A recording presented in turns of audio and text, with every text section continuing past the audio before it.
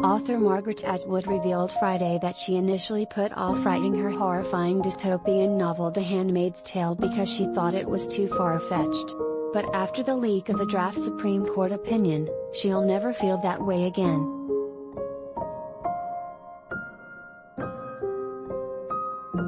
Silly me. Theocratic dictatorships do not lie only in the distant past, there are a number of them on the planet today. What is to prevent the United States from becoming one of them?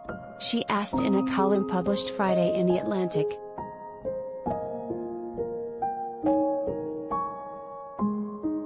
In Atwood's novel, women in America are used as reproductive slaves, strictly governed by a theocratic dictatorship directed by men.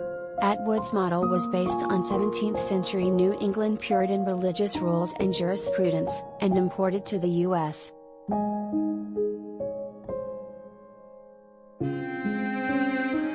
Supreme Court Justice Samuel Alito also turned to the 1600s for justifying his leaked opinion that would gut the 1973 Roe v. Wade ruling that made abortion legal, reaching beyond the issues raised in a challenge to a Mississippi anti-abortion law.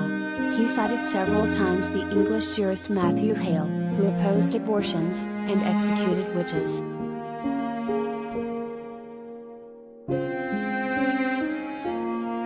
The leaked opinion, which hasn't been finalized, would overthrow settled law of 50 years on the grounds that abortion is not mentioned. True enough, Atwood conceded. The Constitution has nothing to say about women's reproductive health. But the original document does not mention women at all.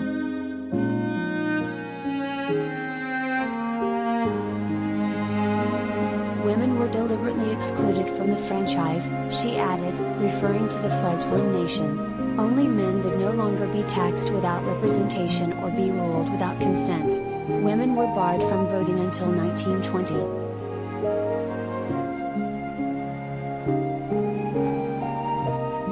Women were non-persons in U.S. law for a lot longer than they have been persons, Atwood chillingly noted.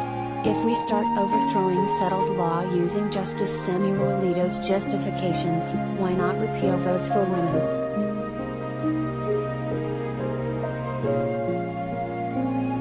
As for banning abortion, the belief about when life begins is based on personal or religious beliefs. Some religions, for example, believe life begins at birth or that a pregnant woman's life is the existing life that must be protected.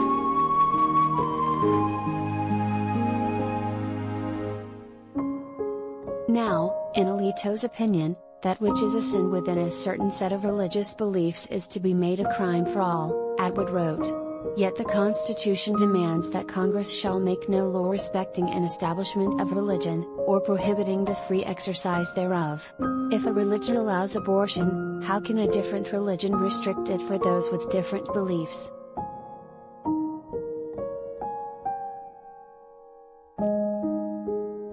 It ought to be simple. If you believe in ensoulment at conception, you should not get an abortion, because to do so is a sin within your religion. If you do not so believe, you should not, under the Constitution, be bound by the religious beliefs of others, Atwood argued.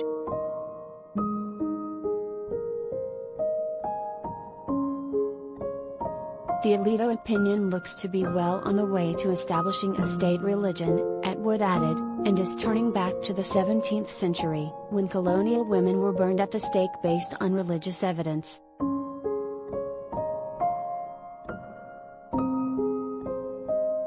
If Justice Alito wants you to be governed by the laws of the 17th century, you should take a close look at that century, Atwood warned. Is that when you want to live?